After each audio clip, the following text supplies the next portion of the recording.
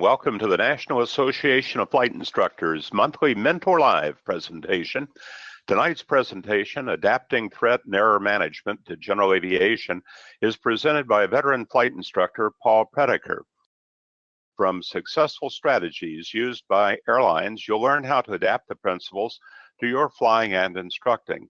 Paul Prediker is the chief instructor and examiner for a regional airline overseeing its pilot training program. He has over 7,500 hours as an ATP certificate with type ratings in the CL65 and the DO328.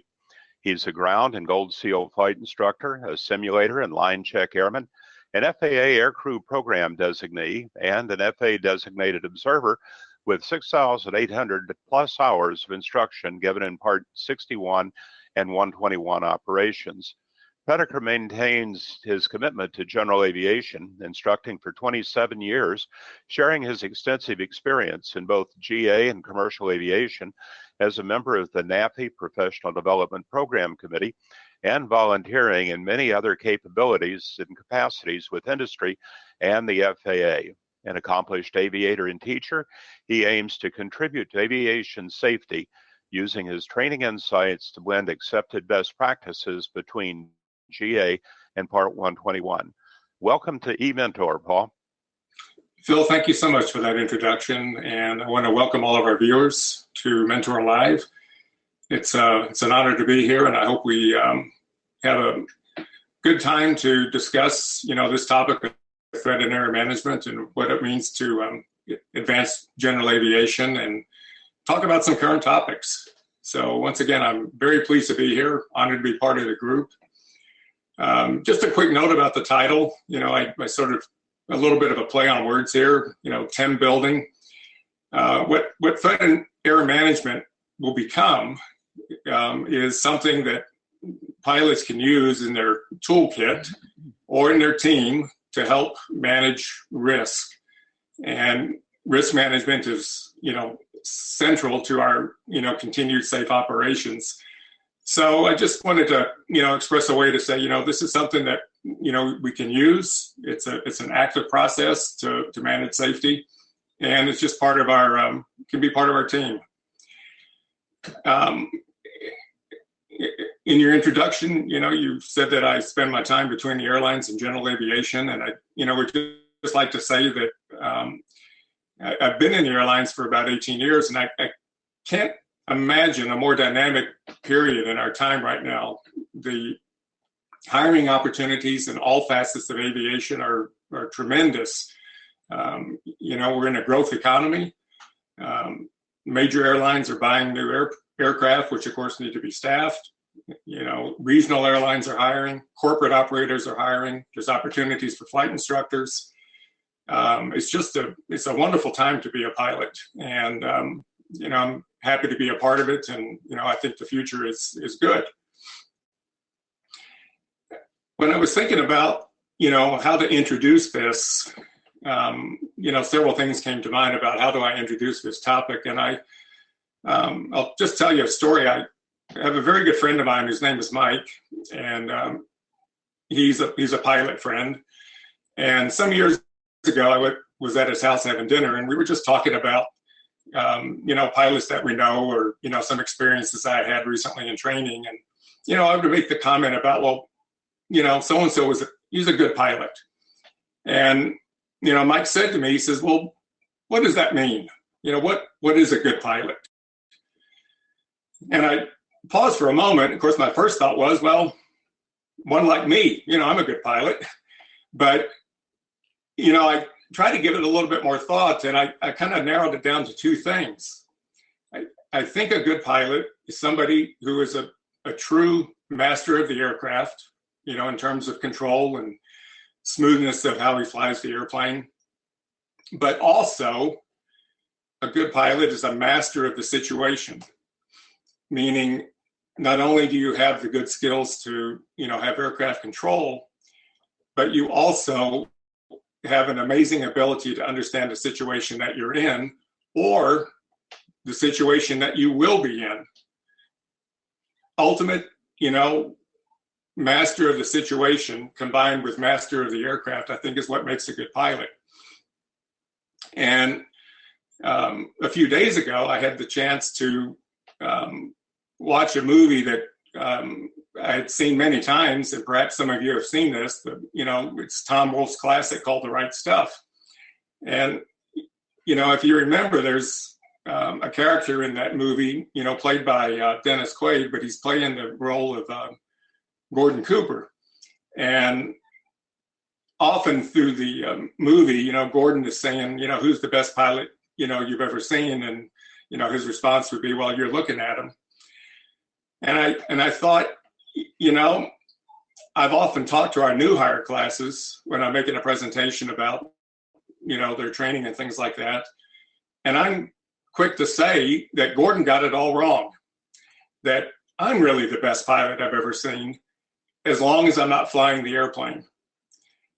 When I'm doing observations on the airplane in a jump seat, I don't really miss too much because I'm not physically engaged with the aircraft. If I'm sitting in the back of a simulator doing a check ride, I don't miss too much because I'm not physically involved with the aircraft. Now, connect me to the airplane, well, stuff happens, And I think that's what we're trying to achieve when we talk about risk management, is how do we maintain good control of the airplane, when we're engaged in the act and the art of flying, and maintain, exquisite situational awareness of all the things that are going on around us. So that's where we're going with this. And I think we can just get started and, let's move on to the next slide. So there's all good flights, we need a flight plan. And, these are the things that we'll cover. We'll do the basics. What is threat area management? What are, some of the training considerations that we need to discuss when we want to talk about how do we train threat area management. We'll jump back in history a little bit about where did it come from? How did it get started? Spend a little bit of time talking about how does it relate to CRM or SRM, single pilot resource management. Of course, there's a few terms associated with threat area management. I'll discuss some tools, that we use to help, mitigate some of the threats that come our way. And we'll kind of wrap up with an application to, how we can apply this to general aviation. So, next slide, please. So, first things first, this is a common adage. I mean, we hear this a lot. Accidents, rarely occur due to a single event or an error. They occur because there's some chain of events. I mean, we hear this from a very basic and, primary training that, there's an accident chain. So obviously, if we can take steps to break the chain, then, we can stop an incident or an accident or just some event that we don't want to be in. And the logic of this too is that if we break the chain at the earliest point, then we won't have to deal with the compounding of multiple errors. So if we have multiplying effects of errors, they're going to be more and more difficult to manage. So the sooner we can do this, the better. When we talk about events, they can be anything. All of us can imagine, the events that we're talking about here. Weather changes, mechanical issues, airport construction that might affect the available runways. All of these things are events that we have to consider and manage in order to maintain safety. Additionally, our own decision-making process, if we make the wrong decision, that in and of itself can become an event that we may later need to manage to help mitigate risk. Next slide, please. So let's do the basics. TEM is just short for threat and area management. It's a safety process that automatically assumes that we operate in a very complex environment that we will make mistakes and that we're going to operate with some level of risk. So it's important to realize that threat area management acknowledges the type of environments that we're in, and that our continued goal of mitigating risk, managing the threats, managing the errors that are possibly made will keep us on a safe path. Threat area management is simply a safety process that helps us do that. Now, risk management is an essential part of the Airman Certification Standards. Those have been put into place for some of the certificates. And, to kind of summarize, the new ACS is basically adding aeronautical knowledge, risk management to each PTS task. And, to kind of borrow from the language of the ACS, the three elements, that comprise Airman Certification Standards are know, consider, and do. And the know part is obviously the knowledge. The consider part is the process where we're using, aeronautical decision-making and risk management as a key component. And then the do part, of course, is the task itself, whatever that might be. Now, also, from our very earliest days, we were told to prioritize how we manage our flight. And very simply, it was aviate, navigate, and communicate. We still, we teach that today in general aviation. We teach it in the Part 121 environment. But if you look at some of the recent publications from the FAA, including the FAA safety briefing, there are articles in there now that talk about not only aviate, navigate, and communicate, but also mitigate. And mitigate is not, the fourth step actually, but mitigate is kind of the umbrella applied to all the rest of them, so that we have things to mitigate in the way we aviate, the way we navigate, and the way we communicate. So, threat area management is just another way of accomplishing risk management. It's something that we can train. It's kind of an action-oriented process. And it blends in well, I think, with the initiatives of the Airman Certification Standards, because as I said, those standards have built in risk management into the process. So let's move on, please, to the next slide. So we talked a little bit about, we're trying to manage, threats, and we're trying to manage errors. And, we can, we toss these terms around a little bit. And if we just kind of take a step back and say, well, what's a threat and what's an error? Well, let's have a look. A threat is something that's coming at us. And, there's a variety of threats that come at us, and, we'll go through and create some categories for them. But all of the things that are kind of coming at us, from the time we, start the engines until we, park in at the FBO and, call it a flight, all through that, we've had some threats. And, we often talk about go, no-go decisions. I personally, I go through that process, but during a flight, I'm not really talking about go, no-go, but during a flight, I'm doing more of a start, continue, because as threats come my way, if I can successfully manage them, of course, I'll continue. If I think that something is not working out quite right, for example, unforecast weather, then I might make a decision to divert or do something different. So again, the very basics are threats come at us. So what's an error? Well, an error is something that comes from us. I mean, these are our mistakes. The little caption below this picture, this aircraft is pulling onto the runway, is the pilot saying, was I supposed to hold short of that runway? Well, that's an odd time to be asking it, because if you've already crossed the whole short line and you weren't sure that you were supposed to, you just made an error. There's a number of errors that we've all made. I mean, if you just try to look at any flight that we do and you say, I'm going to try to make this the perfect flight. Well, suppose, you're trying to hold 105 knots on your approach, but you're now holding 110.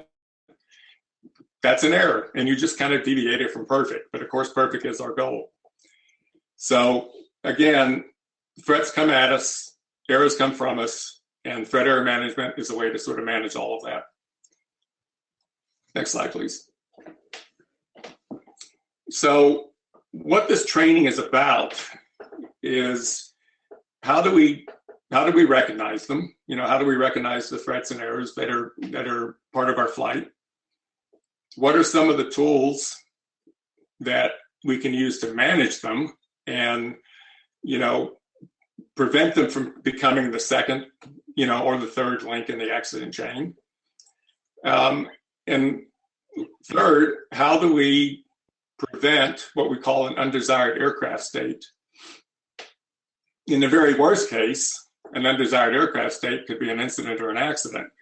But an undesired aircraft state could also be that aircraft that had crossed the runway before he was given clearance. An undesired aircraft state could be we didn't extend the flaps for landing. So we're just trying to prevent those states. It does not teach you how to fly. I mean, we've sort of already got the flying part figured out in terms of the mechanical skills. And like I said, what I think a good pilot is somebody who masters his aircraft, but combines that and balances that with mastering his situation, whatever that, situation might be. And next slide, please. So when we are training threat error management, we immediately acknowledge that we're in a complex environment. And the complexity, we can define that however we want. I mean, if we are flying in busy airspace, that can be part of the complex environment, or going into an uncontrolled, non-towered airport that you've never been to before, that might in itself be a complex environment. So we just start with the idea that we operate in a complex environment. And as part of our procedures and as part of our aircraft, we have what we call hard and soft safeguards, which help us with risk management, but they may not actually be sufficient. So let me pick up on this just a little bit. When we talk about hard safeguards, these are the safeguards that are in our equipment. New initiatives for ADS-B by 2020. Your autopilot is up as a safeguard to ensure flight path management. A new GPS is a piece of equipment that's a hard safeguard. In the Part 121 environment, we have some other advanced equipment that are safeguards in terms of ground proximity warning systems. So we have these hard safeguards. We also have the soft safeguards, which is simply, our checklist, the procedures, the pilot operating handbook, our own training, how we conduct briefings. But, the one thing that occurs to me is that as the equipment, what we would call the hard safeguards, as it gets more and more complex, that in and of itself might become a threat. And if I go back and use my friend Mike as an example again, Mike has a very nice airplane, and he lets me fly it from time to time, so we share some time in it. And he decided to upgrade his panel, and of course it all started with ADS-B, but then it developed into something more significant. And it's wonderful technology, but we both decided it would really be a good idea to take a class in this and to get some education on all of this equipment. So we spent some time at the manufacturer's facility, basically in a 2-day class with a desktop simulator to learn a little bit more about this equipment. And it was amazingly well done, and it was time very well spent. And I was often brought back to thinking about, the cockpit of an airplane is a terrible classroom. If you're trying to learn a new panel by yourself, I think you're going to be very challenged. Even in a 2-pilot situation, you have to have some division of responsibility so that, while somebody's trying to learn the menu options to get into the GPS, somebody else is maintaining control of the aircraft.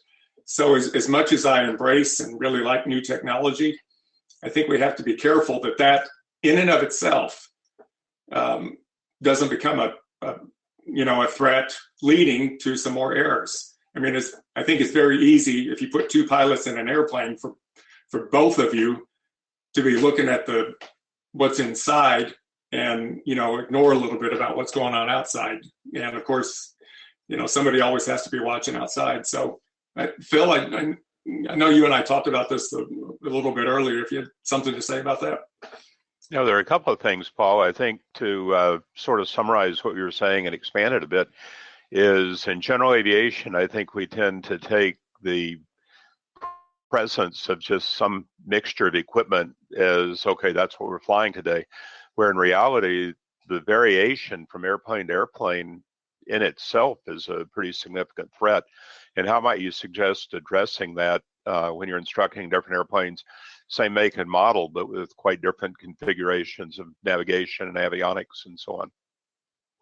Yeah, it's I'll bring this up in in the later slides about, we've all probably had the experience of teaching in an unfamiliar aircraft, and that's sometimes not so easy. I mean, it's an airplane, right? We should be able to do this, but as you said, Phil, the panel layouts are different. There's instrumentation that we may ourselves not be familiar with.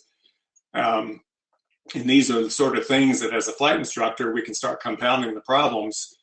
And it, gets in the way of mitigating our, the risk that we're trying to deal with.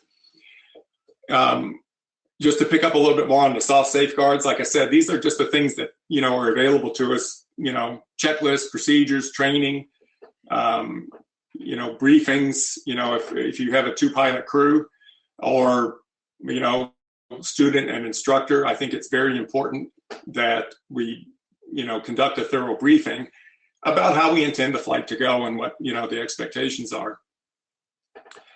When we say there's no such thing as a perfect flight, I have administered about 1,100 Part 121 check rides. I can tell you that there is no such thing as a perfect check ride, and there's no such thing as a perfect flight, even though, we say that perfect is the goal.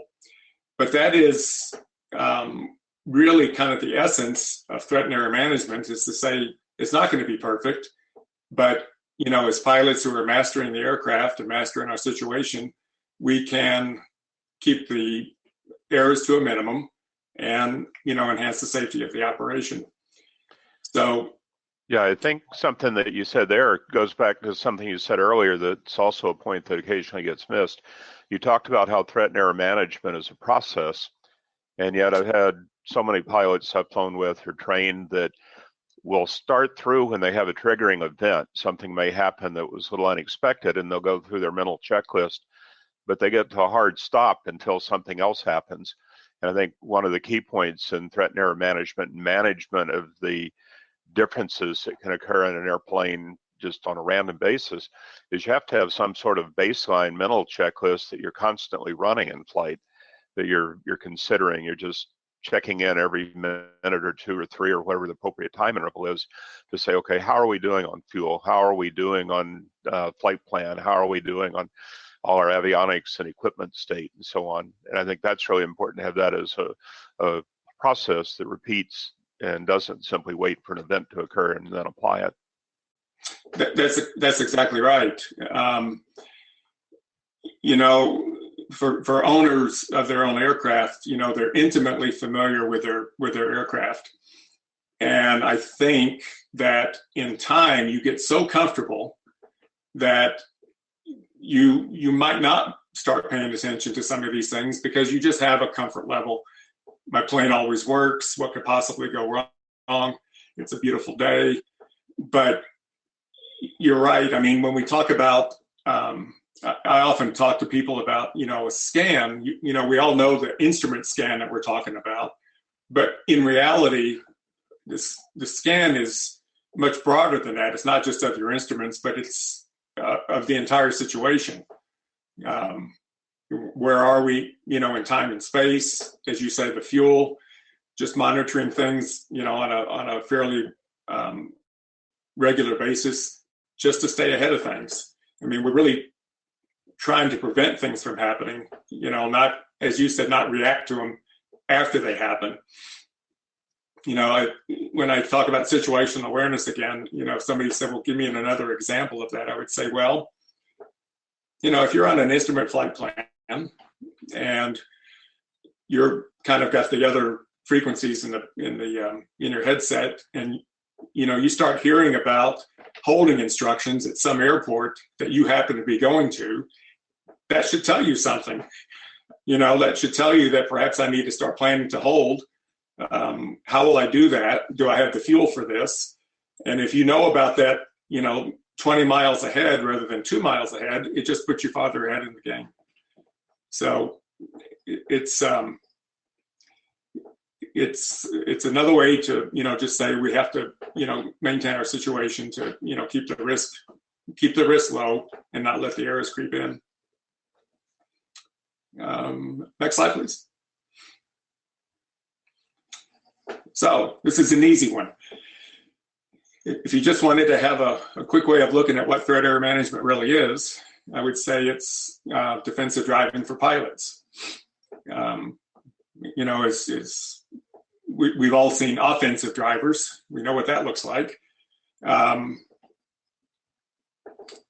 The thing that, you know, makes us safe is to be a defensive, you know, driver and be on guard at all the times, you know, kind of expecting the worst.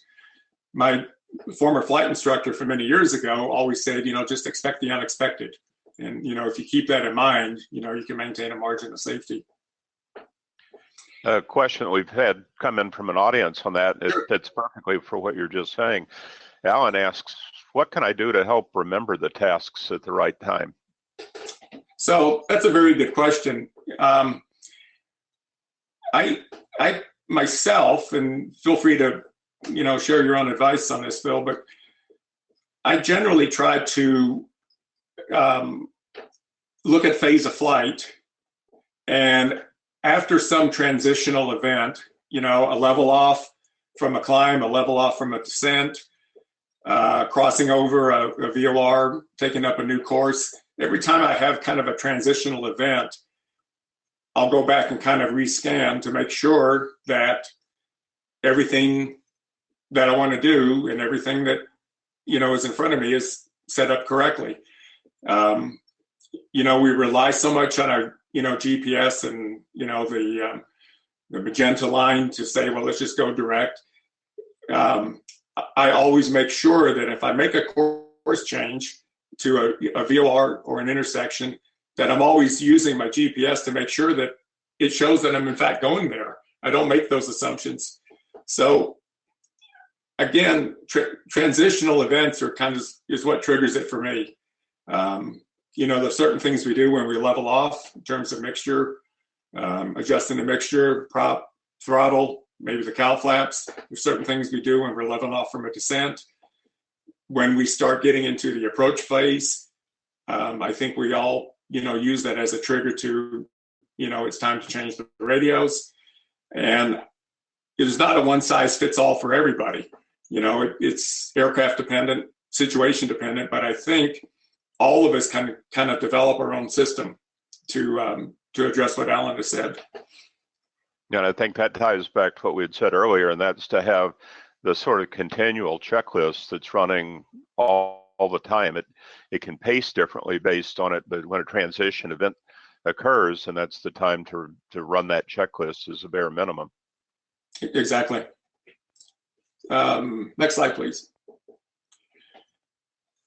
So this is not me on that motorcycle, but I do have a motorcycle that's out in my garage. And for those of you who perhaps enjoy motorcycles, I think you can imagine and relate to the fact that a motorcycle and the act of riding a motorcycle is the ultimate in threat area management, because everything is out to get you. You've got your own skills, you've got mechanical issues, certainly you have weather, obstructions, other vehicles, the list can go on and on and on. And I'd have to say that I have sort of a, I wouldn't say love-hate relationship with my motorcycle, but it's something close to that. When I'm not on it, I think about getting on and riding.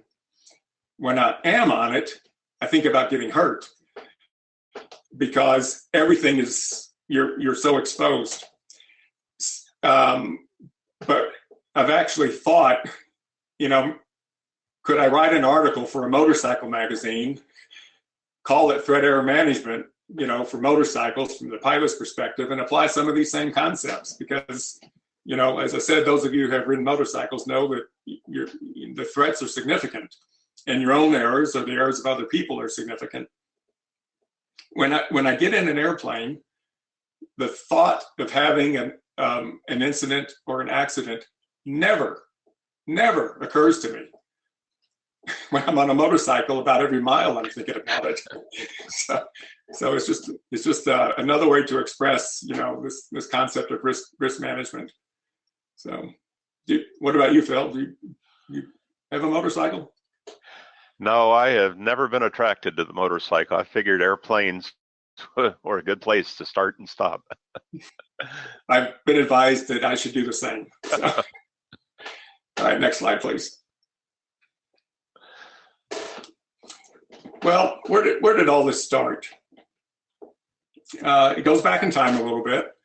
Back in the mid-1990s, some researchers at the University of Texas at Austin went into a cooperative study with a major airline at that time. And what they wanted to do was to come up with a way to measure procedural compliance and crew resource management. And they put together a program called a LOSA, which stands for Line Operational Safety Audit. And the way that works, because there's, in the 121 environment, there's still opportunities to do that. But basically, you put trained observers in the jump seat of your aircraft, and they basically watch, a flight from A to B, and they collect data on exactly what they saw in terms of procedural compliance, non-compliance, were the CRM skills sufficient. So that's kind of where it started. And they used, at that time, they used threat area management as the model to measure the errors. So if I could, just expand on this a little bit,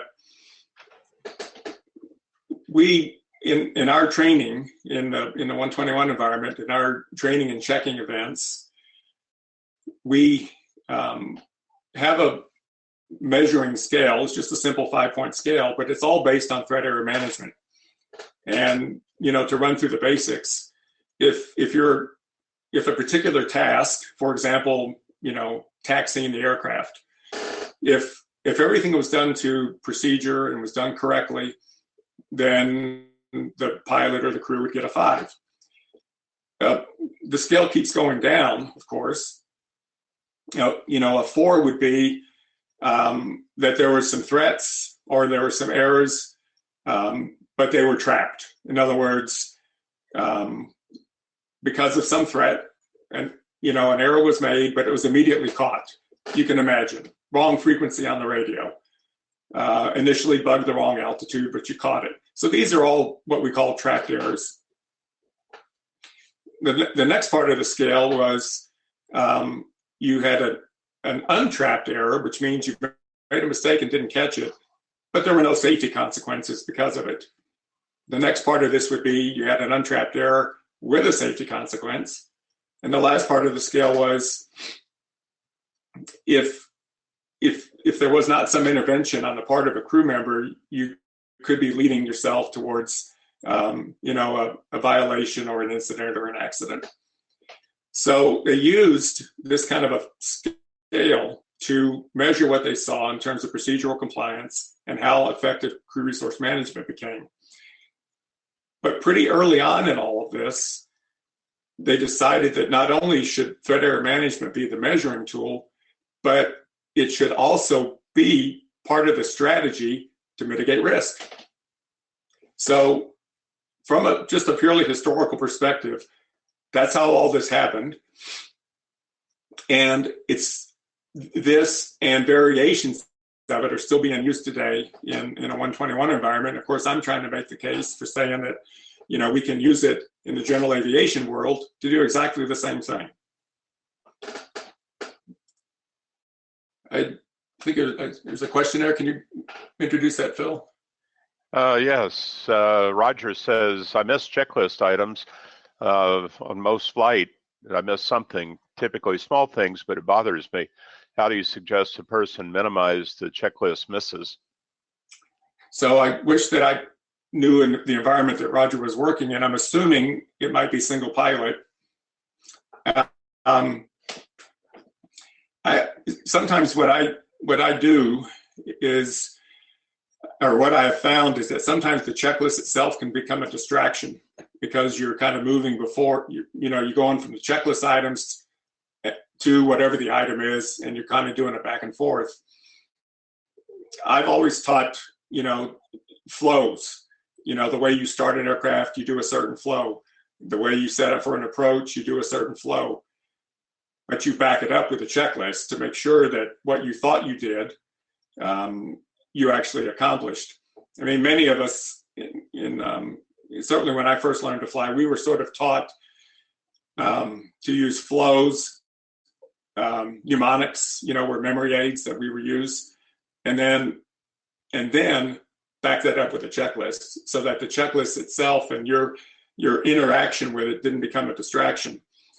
In the 121 environment, we cannot live without checklists, and checklists work great. But the reason they work great is there's two of us doing them. Somebody's accomplishing the task and somebody else is verifying it with a checklist. In a single pilot environment, I sort of see that the flow followed by the checklist is a better way of accomplishing it. Let me ask you a question about that in GA training. I've only seen a handful of instructors over the years in my environment in general aviation that utilized flows. Would you recommend using that with the smaller, much less sophisticated airplanes? I like them. I like flows because, like I said, I've seen cases where a checklist might become a distraction, and as Roger says, he sometimes misses things. You're in good company though, Roger. I can assure you that even in the two-person environment, things get missed, especially if we're responding to abnormal or emergency procedures. We have checklists there to prevent that, but in the heat of the battle, sometimes, we do miss things. I like flows followed by checklist. It might not be appropriate for everybody or every aircraft. Of course, the challenge is you're not going to find those in your aircraft flight manual. You're going to have to come up with a flow yourself and then adapt the checklist to follow it. And I'm glad you got to that, because that was sort of what I found works well is to help the student develop a set of flows, even on a 152 or 172 basic airplane, and then allow them the time to use that rather than jumping in when something happens and sort of getting frustrated that, well, we're supposed to have a 2-hour lesson, but we've already eaten up 15 minutes by delay for takeoff, and so let's just skip that and go to the lesson. I think that's one of the things that's really important on the instructional side, is to say with the discipline of how you use flows if you're using them, and how you use checklists when you use them. Yeah, exactly. And you know, there are different checklist philosophies.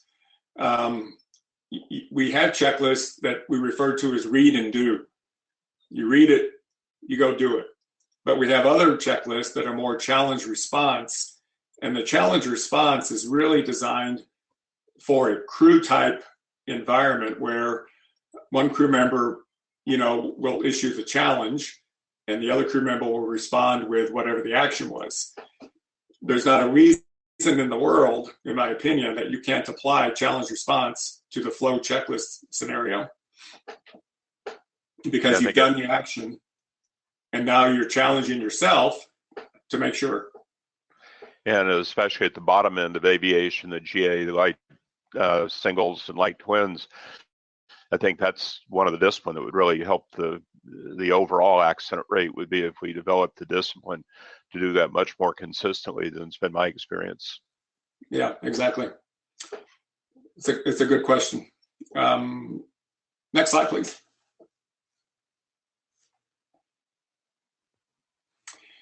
So just chat for a little bit.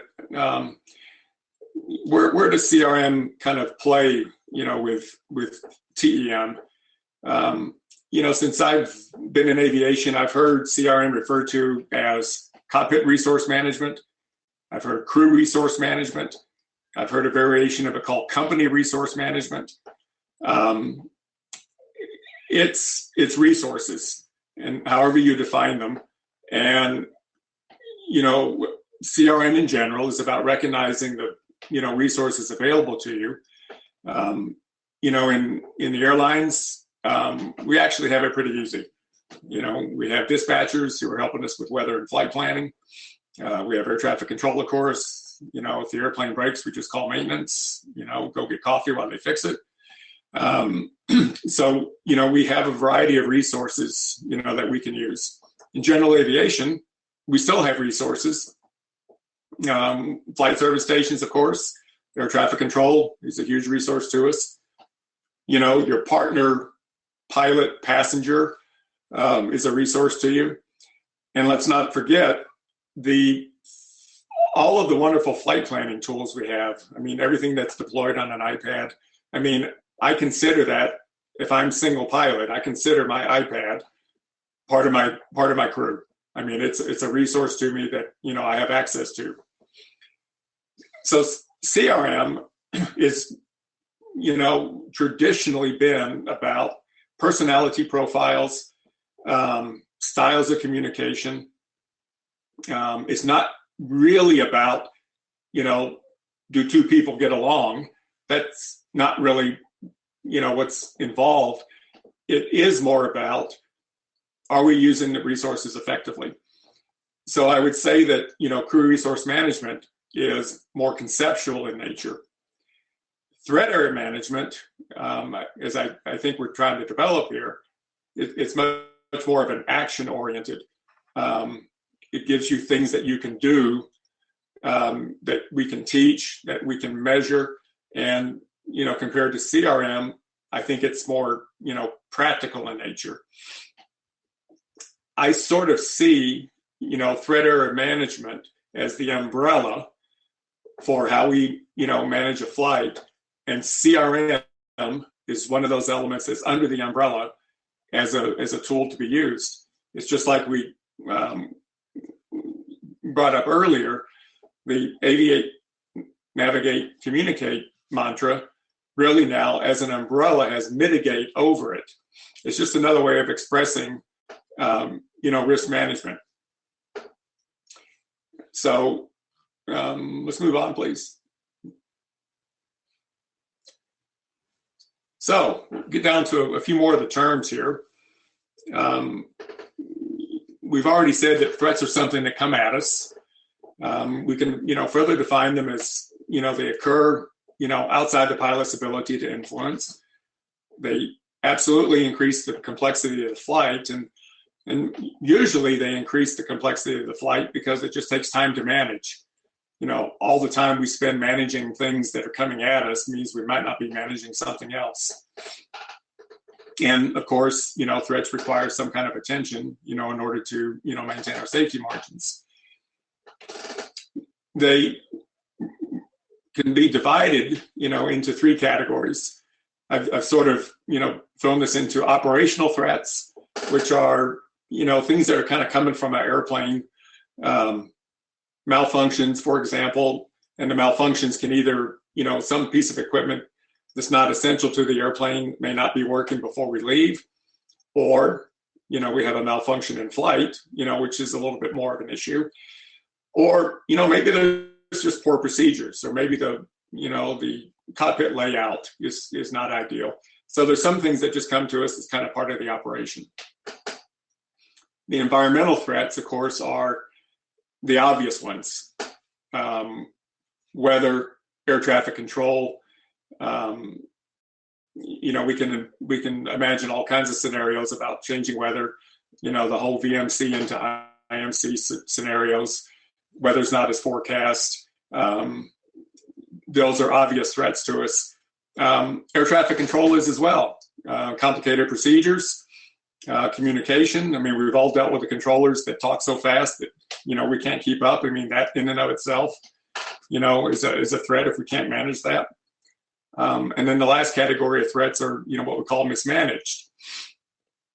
It might be a stretch to think that, in a light twin aircraft, if you've had an engine failure, that you might shut down the wrong one.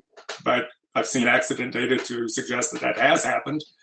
More likely, if you're doing twin engine training, if the engine quits, you might be stepping on the wrong rudder.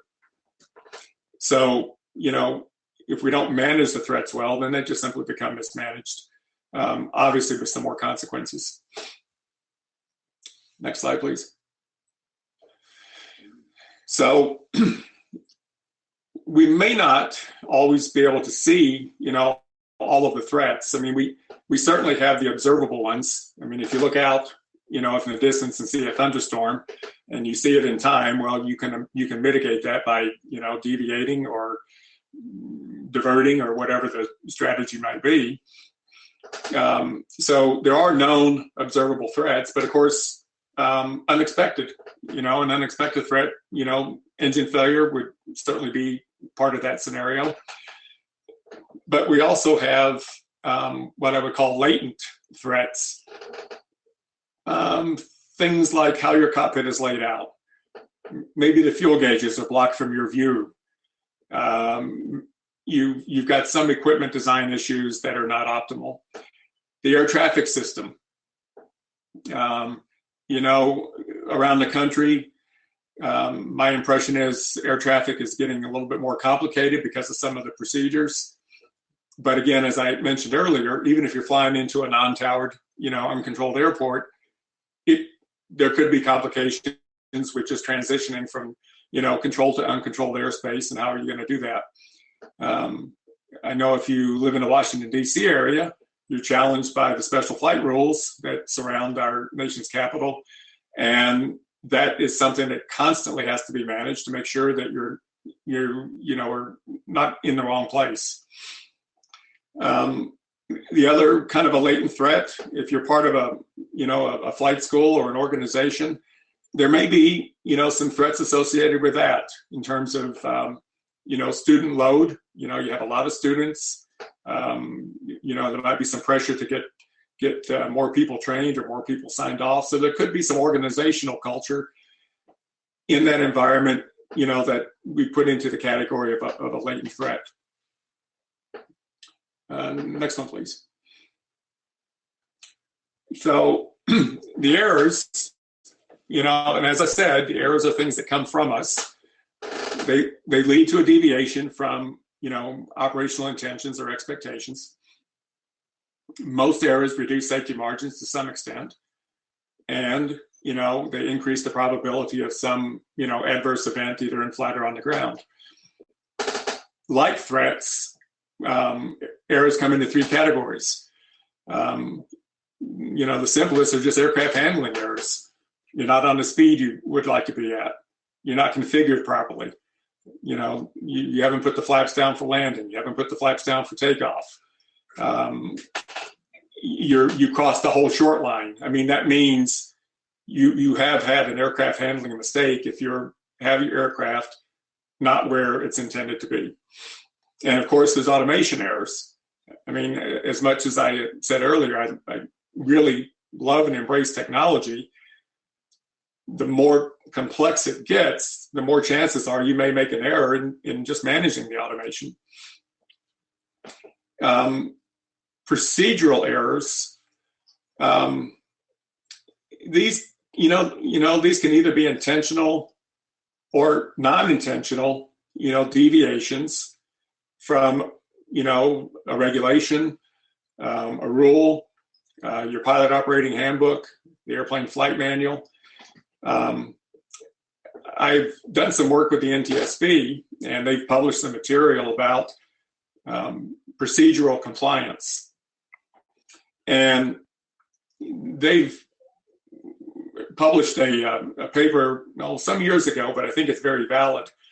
It says that if a pilot or a crew intentionally deviates from a procedure, that they're going to be 7 times more likely to continue doing that.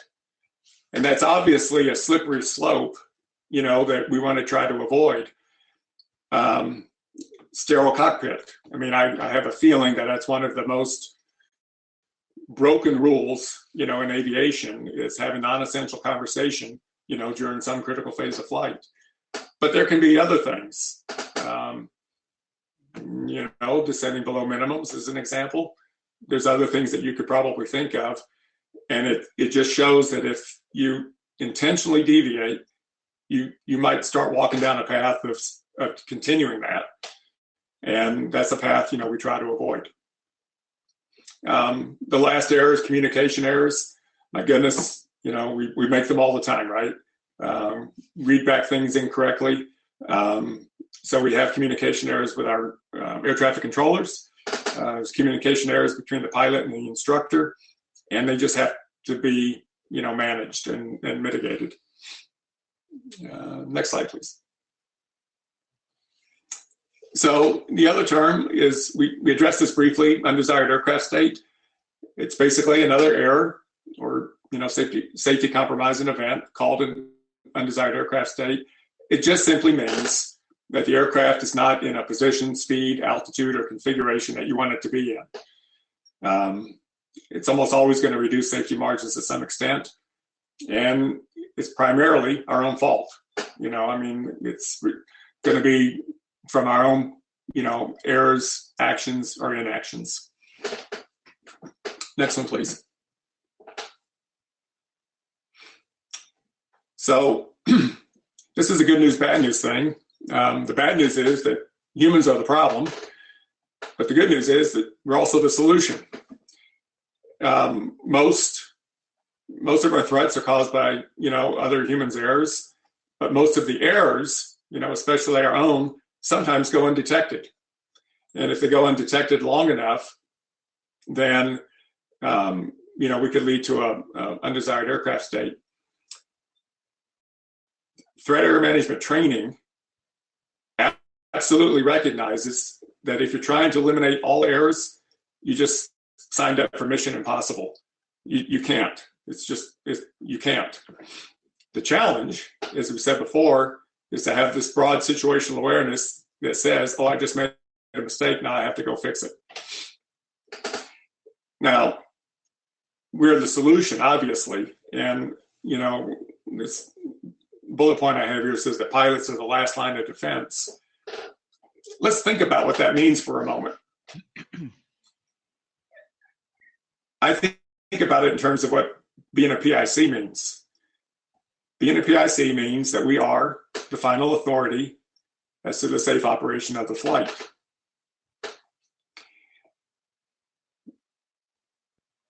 So, for example, we trust our mechanics to do the work that it was assigned for them to do, but it is up to us to make sure that we pre-flight the aircraft properly and to make sure all the paperwork is done.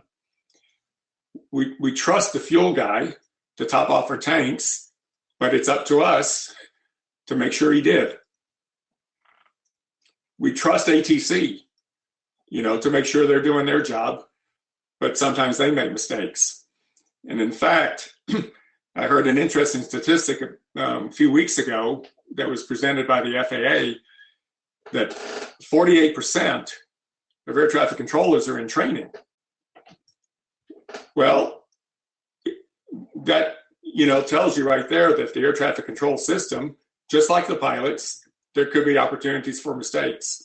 So even though we have trust in the mechanic, we have trust in the fuel guy, we have trust in ATC, the bottom line is we're the last line of defense to make sure that we're catching all these things.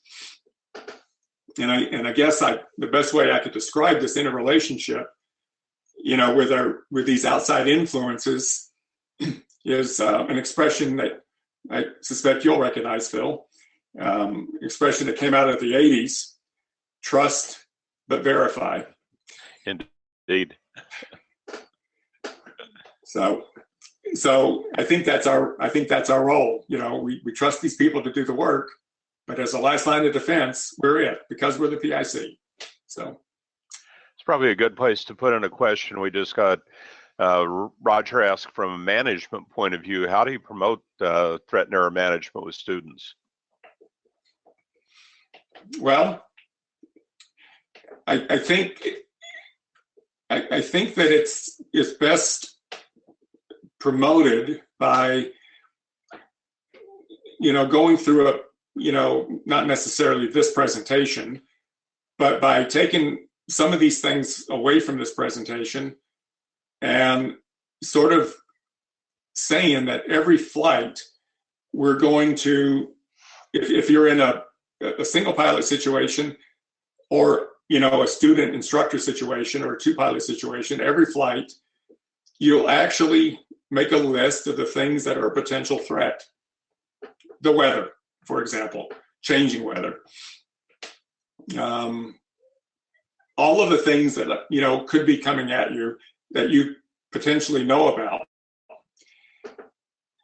Once you're in the flight, I think, as we've talked about, Phil, this kind of continual kind of review of how things are going, I think will help present threats to us. Once we've identified the threats, all we have to do is to stay on guard to prevent those things from turning into errors.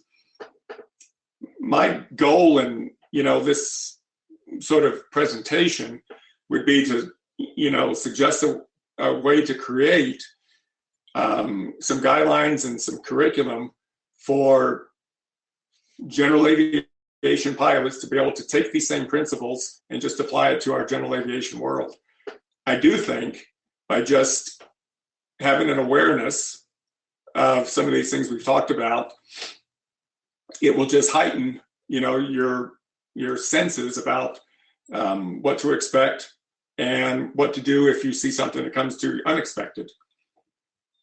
So I'm all for trying to, bring these principles into the GA world, because there's so many opportunities here. One of the ways that we used in the flight school that I owned for a number of years back in Long Island, it was more in the risk management era, but I think what we were doing applies. And that is, we had about once every 18 months or so, I would take some of the mid-level instructors, ones who were just beginning to take supervisory or managerial positions before moving on, and put them together in a team of 4 or 5 people to go back and do a review of exactly the kind of things that you're talking about. And it gave them a sense of what they're doing, but they almost invariably would also bring some of their students into the discussion informally, but it really helped get that idea done in a way that we paid them a few bucks. They made some extra money on it, so they liked it. We usually did it during an off period, in Long Island, that was November, December. You could usually count on getting some days to work on it. Yeah. And folks liked it, and it seemed to work pretty well. Very good. Next slide, please. So here's some specific tools. Basically, there's three of them: anticipation, recognition, and recovery. And anticipation is probably, is the key to success, because you expect the unexpected. If you're always on guard, then, your level of vigilance will be at a higher level. And I think vigilance is one of the biggest keys to being successful with this, but I also think it's the hardest thing to maintain. As I said before, you get into your own airplane time after time after time. Everything's easy. You go maybe between the same two airports. What could possibly go wrong? If you have this idea that something might go wrong and you keep your vigilance at a high level, I think you have a better chance to succeed. Leaving anticipation and going to recognition, that's another strategy here, is that it's one thing to be on the wrong heading or the wrong altitude or the wrong frequency. You have to recognize that. And once you recognize it, then obviously you have to recover and apply whatever corrective action you have to do. In the 121 world, and if we've programmed something into the flight management system, and all of a sudden, we're saying to each other, "What's it doing now?" You have to turn it off. You can't wonder what's it going to do when it's not doing what you expect. You have to disengage, resume manual control, and then go figure it out later. So anticipation, recognition, and recovery, to me, are the essential tools for how to apply these concepts. I also think that in the student-instructor relationship, we have to be on guard as instructors, because as time goes on with our students, we get comfortable with them. We see them progress. We know their skill set, but it doesn't mean we can let our own guard down as an instructor. We still have to be vigilant. I think that's probably where the concept of sweating only on one side of your face comes from. You don't let your students see you sweat, but it's okay if you're sweating a little bit. I think that means you're doing your job because you're always on guard. Next slide, please. So these tools, anticipation is a strategy. That's a strategy for success. They prepare us for, what threats and errors may be coming. Other strategies, include, briefings, for example. And I'm a big fan on briefing, especially in a student instructor relationship, because I've had, people say to me that, well, my instructor told me to just go pre-flight the airplane and he'll come out, but they haven't really briefed what they're going to do. And that's really kind of a disservice to the entire process, because we have to brief, what the lesson's going to be about. And once we're in the aircraft, we have to brief about, the expected outcome and how things are going to go. In the 121 environment, we rely on briefings a lot, because what we're trying to do is to create what I call a shared mental model. So if you create a shared mental model about how this flight's going to be, then everybody's on the same page, and you can enhance, crew resource management. So anticipation is a type of strategy. The recognition and recovery are simply countermeasures. So, countermeasures are things like trapping, a threat or an error, and try to keep it from, having a multiple compounding effect. Next slide, please. So I've used these terms before. I just want to bring up a couple of, examples. A trapped error is absolutely the first step in reducing the error chain. If you have an untrapped error, it could lead to a safety issue or not. It depends a little bit on the situation. Let's go to the next slide for another example. Let's suppose, you're going to fly an instrument approach into, some airport, and you fail to note or brief or program or set the missed approach altitude. Well, failing to set the missed approach altitude is the error. If you don't do anything about it, that becomes an untrapped error. But if you don't miss, then it doesn't really matter. There's no safety consequence of that. If you do miss and you find yourself at an altitude that's not appropriate because you didn't set the correct altitude, now you have a safety problem. So that's a little bit how we break down the trapped and untrapped errors, whether or not they lead to safety consequences or not. Next slide. So I'm sitting here in the heart of Wisconsin. So of course I've got to talk about cheese, right? And the Swiss cheese model is certainly not something that's new. It's a fairly common expression about how to look at the accident chain. The whole idea is if you get too many holes to line up, you've had some threats that turned into errors that maybe became untrapped. You didn't mitigate them, and now you have some undesired aircraft state. So I just had to throw a plug in for our, the Dairyland state. So next slide. Before we go on, yeah. Not to ask a cheesy question, but Dan asks, have threat checklists been developed? So, to my knowledge, in the GA world, I haven't seen them. I will tell you that in the 121 environment, we talk about known threats as part of our briefings. Take a simple example. You're at a fairly busy airport, but there's taxiway construction. And the taxiway construction means that you're not going to be taxiing along a route that you're more familiar with. That taxiway construction is briefed as a threat, just like hotspots on the taxiway diagram. Those are briefed as threats, so that as you get near the hotspot, everybody's kind of got their head on a swivel to make sure you're not going to have an incursion. I think that the key to this is to just, whether you're single pilot or not, I think you can make notes about this and say, these are the things that I know about. And if you know about those, you're in a better position to mitigate them. So where does this going for general aviation? I mean, obviously, I feel that it has a wide adaptability to flight instruction, single pilot, general aviation ops, multi-pilot. But for the moment, let's just have a look at flight instruction. Next slide, please.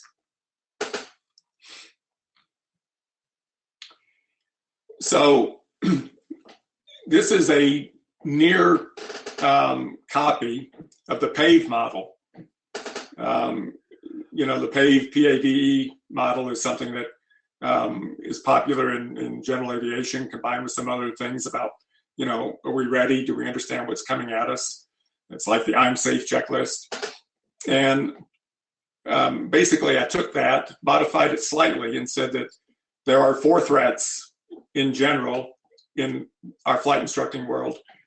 The pilot himself, instead of personal, I put in pilot, his skill set or lack of skill, the aircraft, which is an example of maybe mechanical malfunctions, the environment, of course, weather, airport, and then there are external pressures, maybe completion pressure from the student.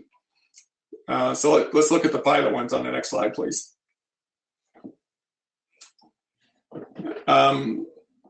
Certainly experience level has to be considered as a threat. If you have a brand new student who's never been in an airplane before, I mean, that's going to cause you to manage that flight a lot differently than if you have somebody with quite a bit of experience. So I think experience level through the gamut needs to be, recognized and managed. And I think we also have to be careful not to assume. I mean, I've done flight instruction, with people who have more time than I do. You get in a 172 RG and, the gentleman needs a flight review and he's got all kinds of time and you think, oh, this will be easy. you can't make that assumption really.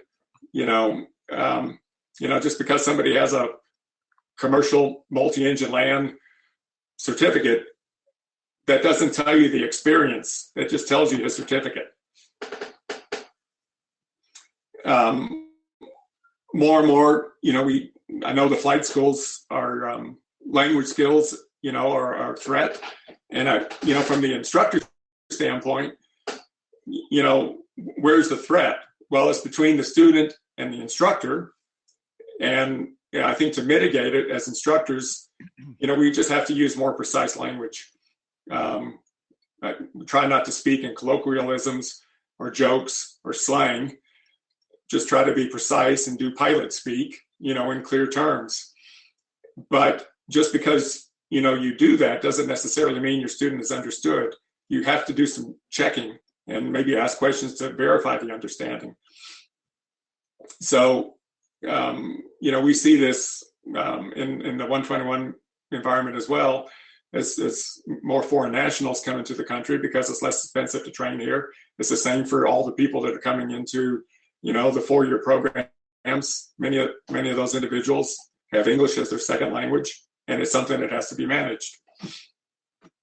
The other, part of the threats that come from pilots are just, behavior, attitudes, learning styles. Sometimes in our new hire classes, we may have a new hire candidate who is in his late 50s, and we may have a candidate who is 23. And I can tell you that the older individual is very happy to be in a classroom discussion environment, and the younger individual basically wants us to give everything to him on his iPad and send him home. So, and in the cockpit, there's certainly differences about how we should relate to one another. I know, Phil, you and I were talking about that a little bit earlier. Maybe you could elaborate on that. On which point, Paul? On the old and the new. Oh, yeah, with the instructors, you have that. And I think an example that I've used a long time ago, and it always got the perk of the ear and the eye from FA and other folks, but that would be to go out and a lot of the airport meetings and FA meetings of the general community would be talking, and I'd listen to what they're coming up with all these complex plans of how they're going to solve some problem. The hotspot issue was one that actually came out of Farmingdale where I was, and part of that solution. And what really got the attention was when everybody said, yeah, we'll do this and this and this. And I said, I represent the least competent pilots on this airport. And everybody gave me a strange look with that. I said, they're all students. They're brand new. They don't know what they're doing.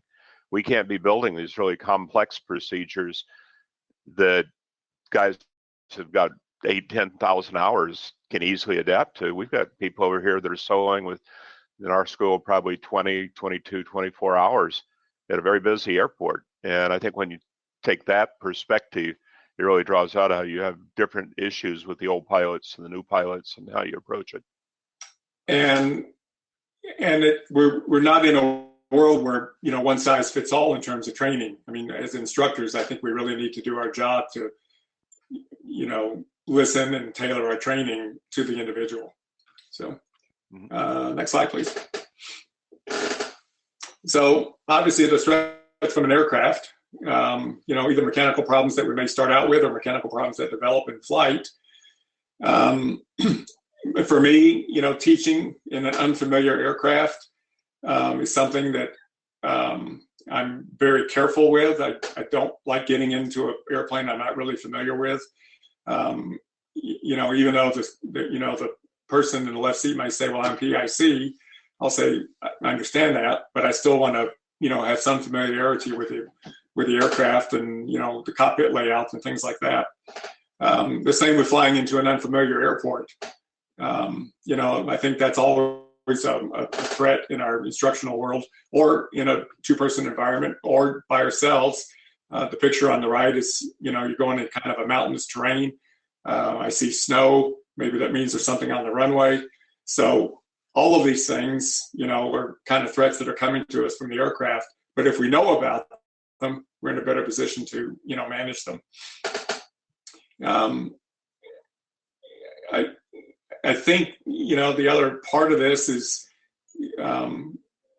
we have to make sure that we don't get complacent. I mean, checking weather, checking NOTAMs, doing it the right way every time, we'll build a pattern, that will lead to continued success.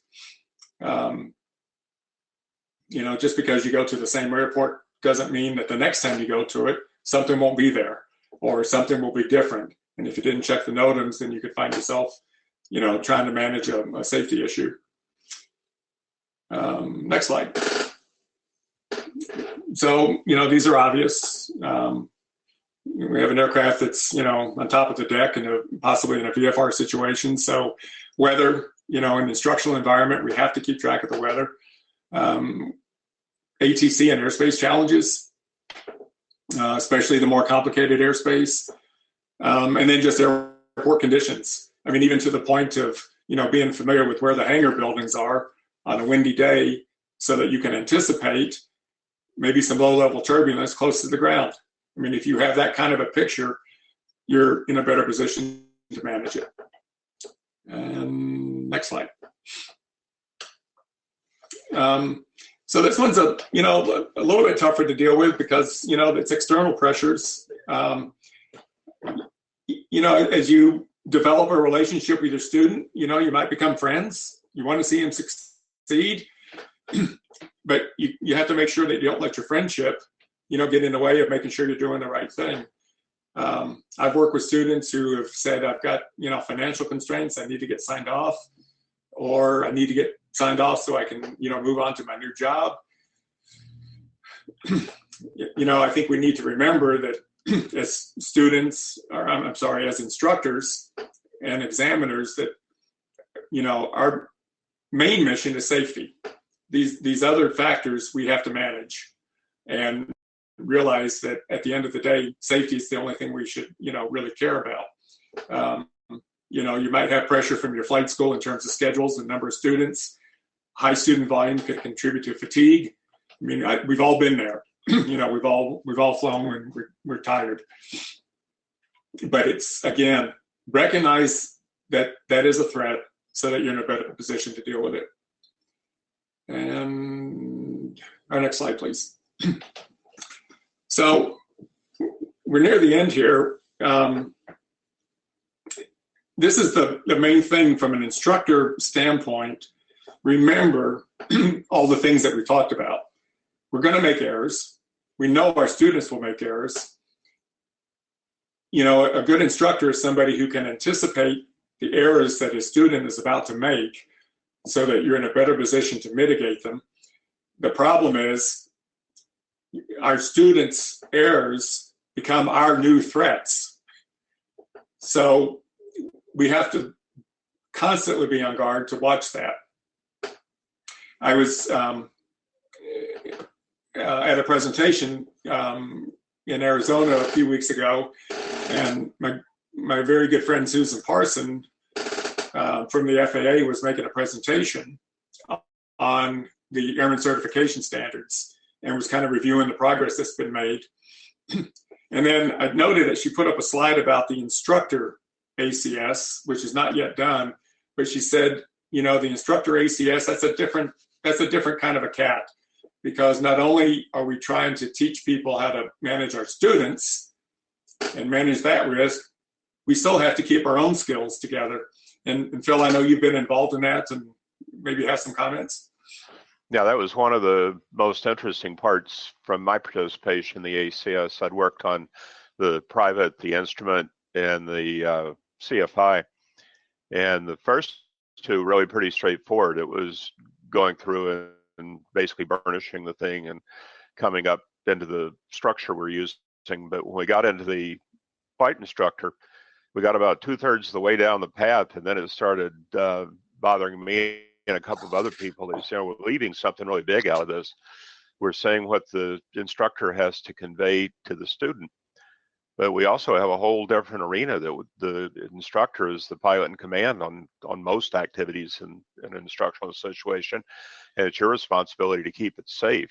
And so you've really got this dual responsibility in the airplane that has presented an interesting challenge going forward and how the instructor ACS is going to be written. We think we've addressed it pretty well by very specifically spelling out the risk management elements and dividing those into the ones that are specifically applicable to the student, and then the ones that are part of the instructor role when the student is playing that role in the check ride of keeping it safe. But it is a challenge. It's one reason that the instructor ACS is quite a bit past the original date. We had hoped to have it out on the street. We are looking at getting the prototyping of it done in June, though, so I think we're back on schedule. Very good. Well, thanks for that insight, Phil. I appreciate it. I think we have our last slide coming up now. So just, a quick review. We've covered this before, but, threats are those things that come at us. And, there are three categories. Errors are all the things that are coming from us as a result of a threat. Very important is that a trapped error is absolutely the first step in breaking the chain, towards a undesired aircraft state. Vigilance is probably the most important key to staying on guard, but it's also the most difficult to maintain over time. And as flight instructors, we have to strive to prevent our student errors from becoming our next leak in the chain. Next slide. So if anybody wishes to, correspond with me or contact me, there's two email addresses that would work. And, I'd like to, close out by saying it's been a privilege to be part of this. Phil, you're an excellent host, and I appreciate your contributions, and I hope everybody stays safe out there. Thank you, Paul, and we're very glad you could be a part of the presentation, and I'd like to invite you anytime you want to get involved in the future. Be more than happy to have your input, have your program, or whatever contribution you might like to make. We have developed at NAFI this program as an ongoing program, developing a database of various programs on various topics that will be available to people in the industry and folks that are going through instructional process. So again, want to thank you for coming in and taking the time to put this together, and we'll say good night with that. Take care.